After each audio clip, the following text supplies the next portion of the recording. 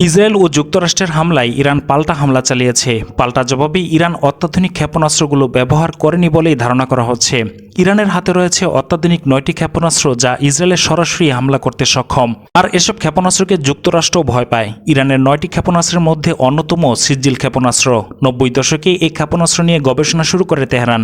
এর দৈর্ঘ্য 18 মিটার এবং 2000 কিলোমিটার পর্যন্ত ছুটতে পারে, বহন করতে পারে 700 কেজি বিস্ফোরক। ইরানের অস্ত্রভাণ্ডারে আরও একটি অন্যতম এমাদ মিসাইল যা 1700 কিলোমিটার দূরের লক্ষ্যমাত্রায় আঘাত হানতে এবং বহন করতে পারে 750 কেজি বিস্ফোরক। এদিকে ইরানে হামলার পরপরই বাহরাইন, আবুধাবি এবং কাতারে থাকা মার্কিন ঘাঁটিগুলোতে শক্তিশালী মিসাইল আঘাত হেনেছে এবং ব্যাপক বিস্ফোরণে মার্কিন ঘাঁটিগুলো ক্ষতিগ্রস্ত হয়েছে।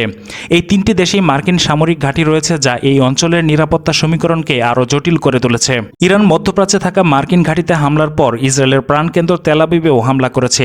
ইসরায়েল জুড়েই ইরানের হামলার আতঙ্কে ইসরায়েলি জনগণ দিক বিদিক ছুটে পালিয়ে বেড়াচ্ছে। ধারণা করা হচ্ছে মার্কিন ঘাঁটিগুলোতে হামলার পর ইসরায়েলে একের পর এক মিসাইল ছুড়ছে আইআরজিসি। আর এসব মিসাইল ইসরায়েলের সামরিক আস্তানায় নিখুঁত হামলা চালাবে এবং ইসরায়েলকে উপযুক্ত জবাব দিবে ইরান।